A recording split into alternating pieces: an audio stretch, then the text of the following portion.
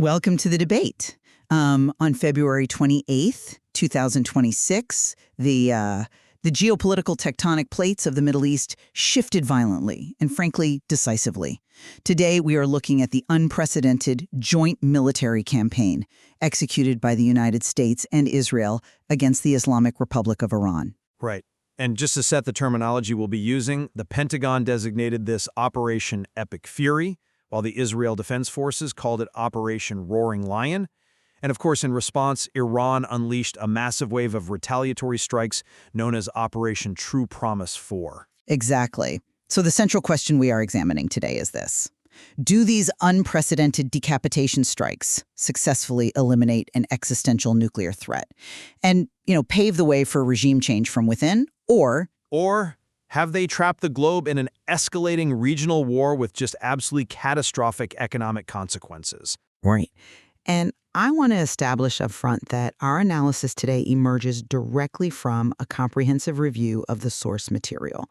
We're looking at forensic, geopolitical analyses, military situational reports, and global economic assessments from the front lines. Now, I will be arguing that the systematic degradation of Iran's military-industrial complex and the elimination of its top leadership is a necessary, highly effective counterproliferation strategy, one that ultimately empowers the Iranian people to reclaim their nation. And I'll be arguing that these strikes have triggered a disastrous regime change trap.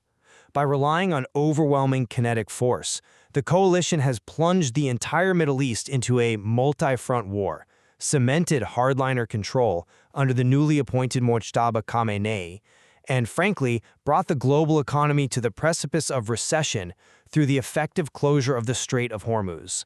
We've all seen the viral headlines online, right? Mojtaba crowned in blood, savior or monster. Oil at 110, your wallet's war tax. The media framing has been intense. But to understand the sheer necessity of Operation Epic Fury, we have to look at the undeniable reality on the ground just hours prior to February 28th. Diplomacy hadn't just stalled, it had entirely collapsed. Iran categorically refused to halt its pursuit of uranium enrichment.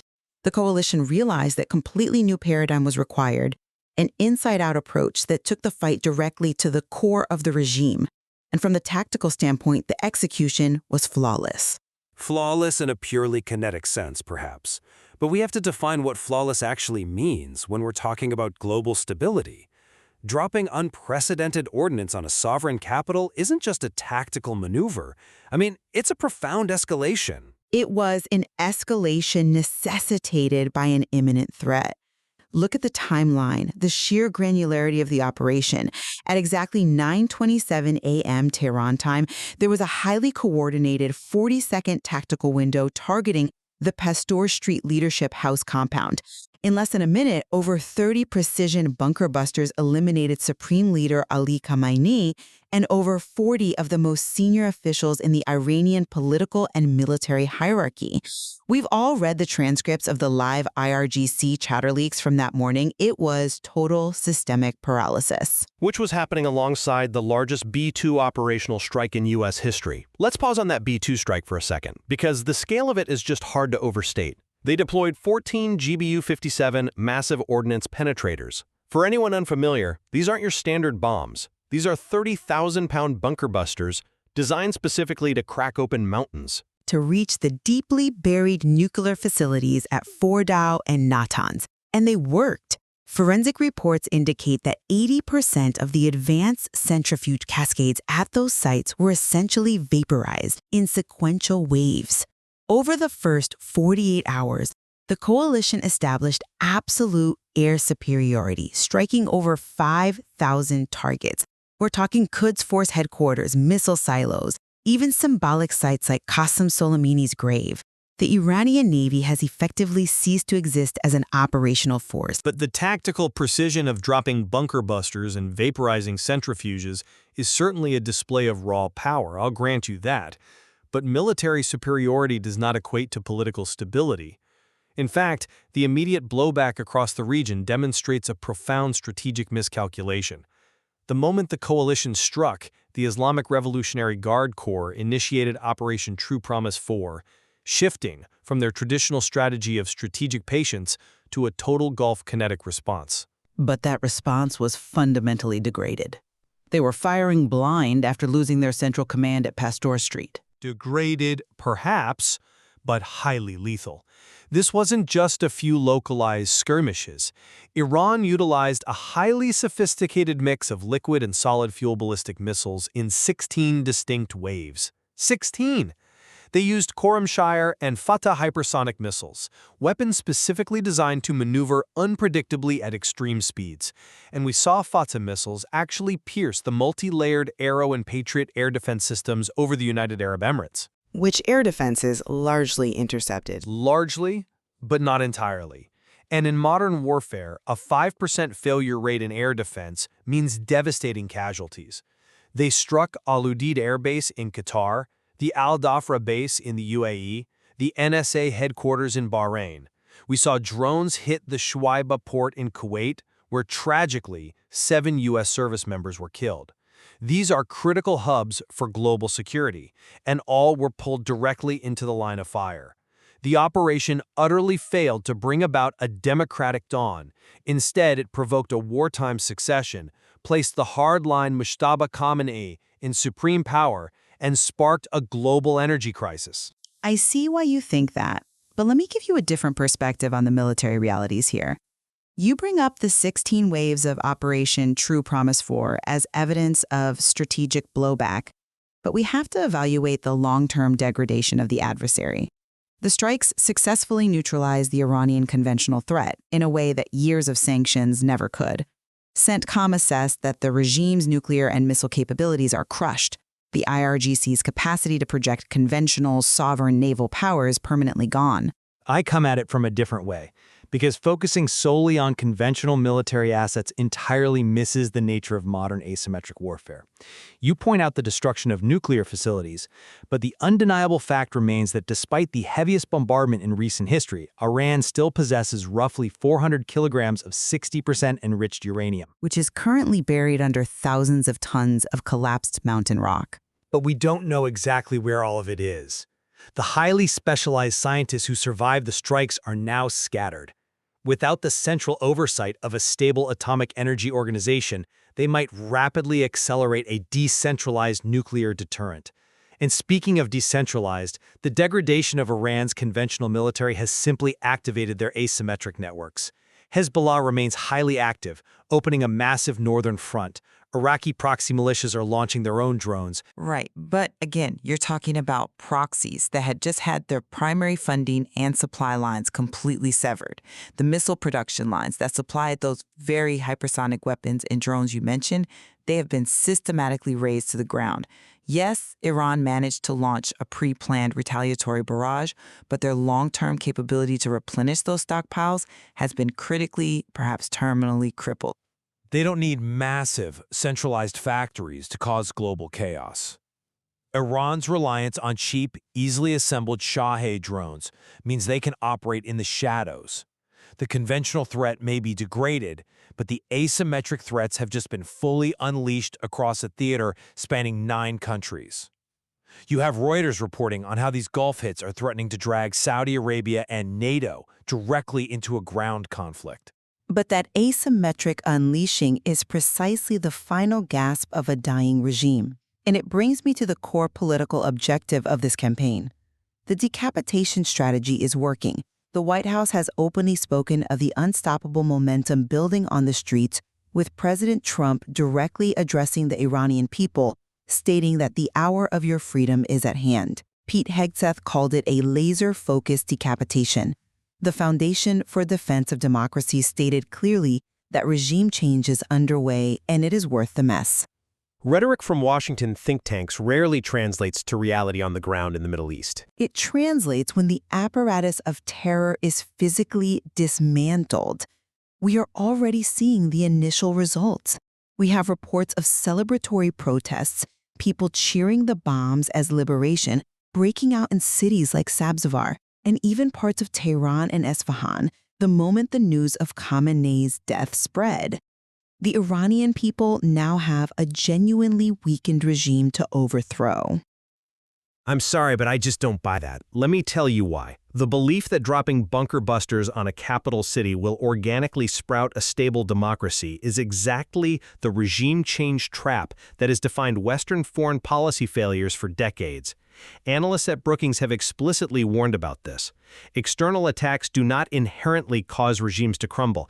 Historically, they fuel internal cohesion. The Center for Strategic and International Studies points out that this just provides the perfect pretext for even worse domestic repression. But they don't have the leadership to enforce that repression anymore. Yes, they do. Look at who actually filled the power vacuum. Within days, operating under the extreme pressure of a wartime environment, the Assembly of Experts met in Qom. They voted with an 85% majority of present members to elevate Mojtaba Khamenei to the position of supreme leader. Backed entirely by the surviving core of the IRGC, this wartime succession ensures that the security establishment is now fully in control. The regime hasn't been dismantled. It has been distilled into its most militaristic form. That relies on the assumption that Mojtaba Khamenei actually wields the necessary legitimacy. His appointment is deeply disputed. It marks the first time since the 1979 revolution that the supreme leadership has passed from father to son, which sparks massive internal criticism regarding hereditary rule. The Dawn think tank highlighted the measured U.S. sanctions placed specifically on Mojtaba to isolate him financially, and Israeli leadership, both Netanyahu and Katz, have openly vowed he is the next target. He is bleeding control. That's a compelling argument regarding his legitimacy, but have you considered the immediate, devastating cost to the global economy while we wait to see if his regime collapses? By launching this operation, the coalition has directly triggered a global economic shockwave. Let's give it to the Strait of Hormuz. The coalition celebrated the sinking of the Iranian Navy, but the IRGC didn't need a physical navy to close the strait. The mere threat of coastal anti-ship missiles and cheap drone swarms was enough to trigger a total collapse of the maritime insurance market. The insurance market is notoriously risk-averse, though. It's risk-averse because the risk is existential to their business models. Major mutuals completely withdrew war risk coverage for the Persian Gulf. Without insurance, supertankers simply cannot sail. Within a week of the strikes, transit through the strait plummeted. We saw drone swarms actually strike vessels, sinking 5 tankers, including the Pacific Bravo. We are talking about effectively stranding 20% of a global oil supply. Markets adjust to supply chain disruptions. This isn't just a disruption. Goldman Sachs warned that oil could reach $150 a barrel, and trader panic already pushed Brent crude past $112, surging toward $119. Gregory Taco at EY has modeled the economic dominoes here.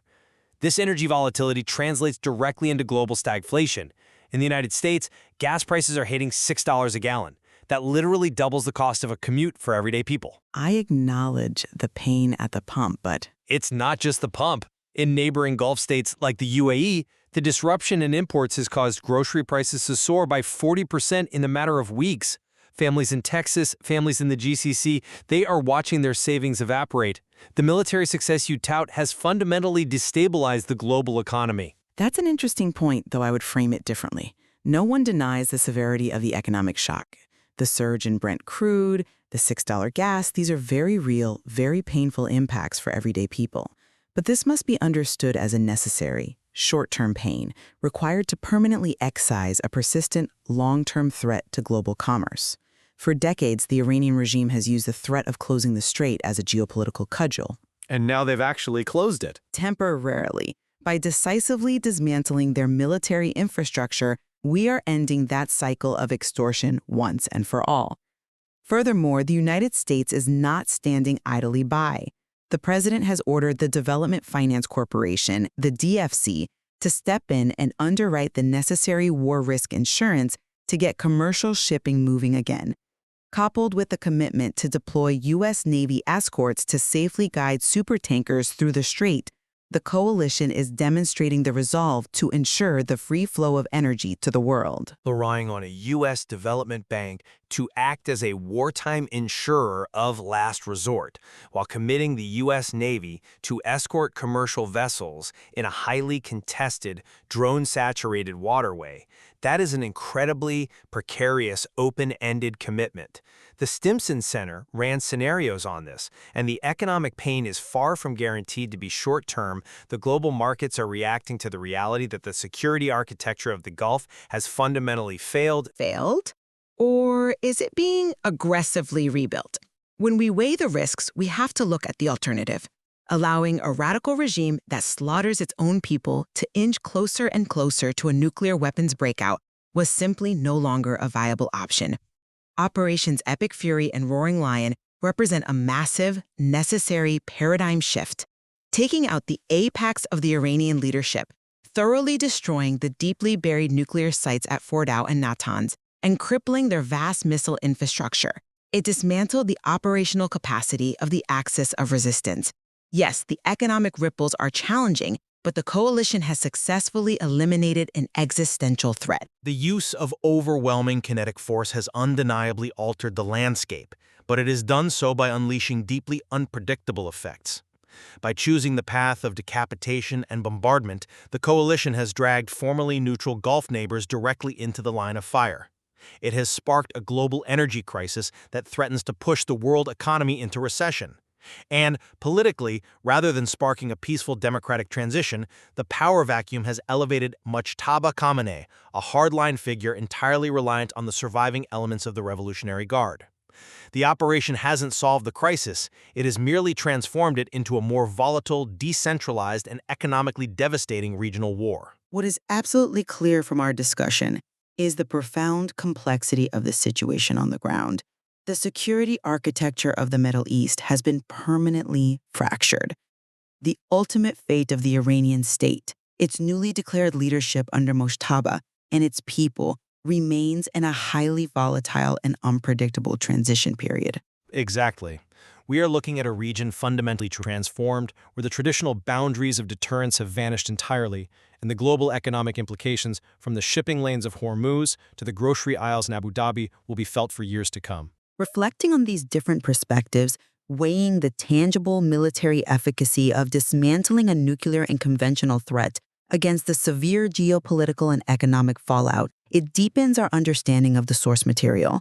We leave it to you, the listener, to draw your own conclusions about whether Operation Epic Fury will ultimately be judged by history as a strategic triumph or a catastrophic miscalculation.